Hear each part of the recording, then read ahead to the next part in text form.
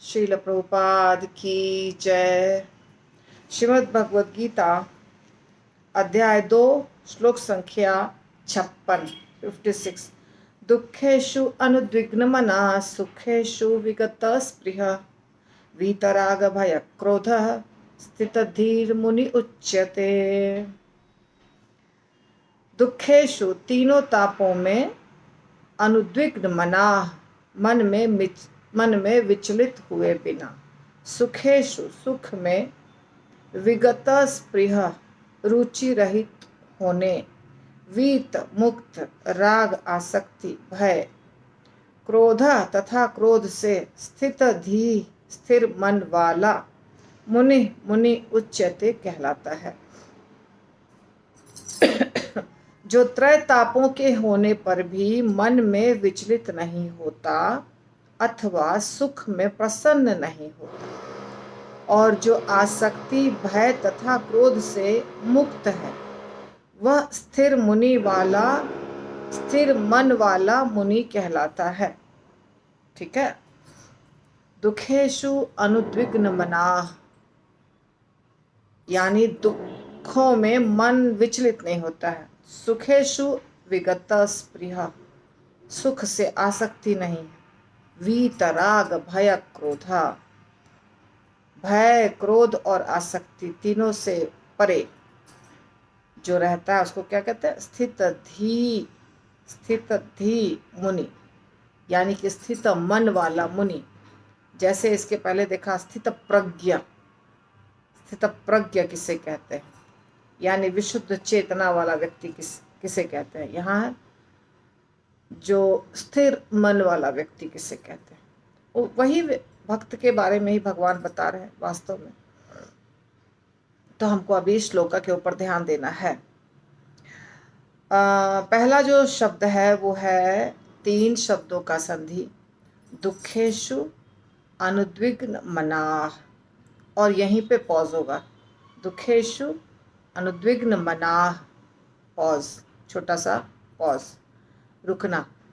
सुखेषु विगत स्पृहः, तो पहला शब्द को 3 शब्दों में हम बांट देंगे।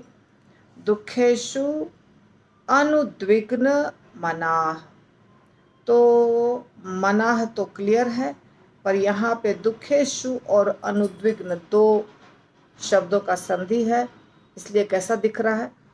दुखेष्वनुद्विग्न, दुखेष्वनुद्विग्न, पर हमें ऐसे नहीं बोलना है। अनुद्विग्न, अनु का अ और शु 2 शब्द जब जुड़ते हैं तो हो जाता है श्वनु। तो हमें क्या करना है? हमें उसको तोड़ के सिंपल बनाना है। दुखेषु अनुद्विग्न मनाः, ये आपको शब्दार्थ में दिख जाएगा।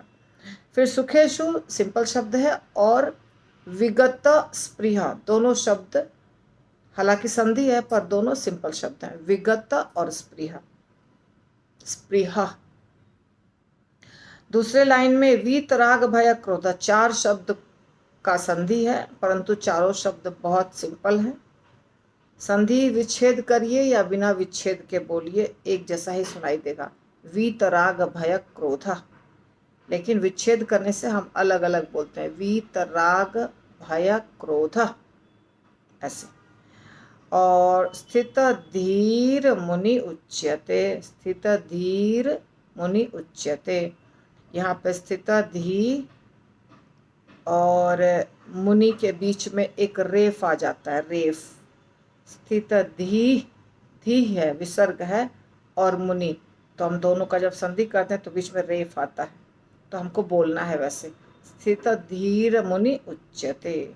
नहीं, अगर ऐसा नहीं बोल सकते हैं तो बोलेंगे स्थित धी मुनि उच्यते।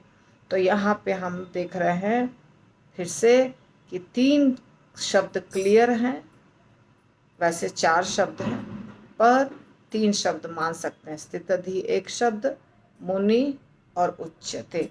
मुनि उच्यते, दोनों को जोड़ा गया, संधि किया गया, तो मुनि रुच्यते ऐसा दिखाई दे रहा है, मुनि रुच्यते, पर मुनि रुच्यते नहीं है, मुनि उच्यते। तो संधि करने के बाद वो रुच्यते हो जाता है।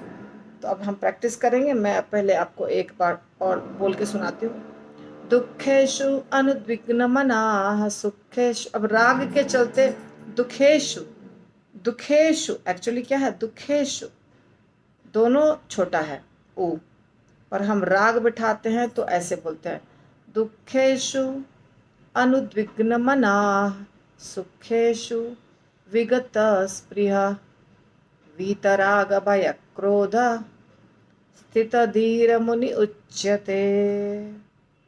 ऐसे दुखेशु अनुद्विग्न मनाः सुखेशु विगत स्पृहा वीतराग भय क्रोध स्थित धीर मुनि उच्यते। ठीक है, अब हम प्रैक्टिस करेंगे।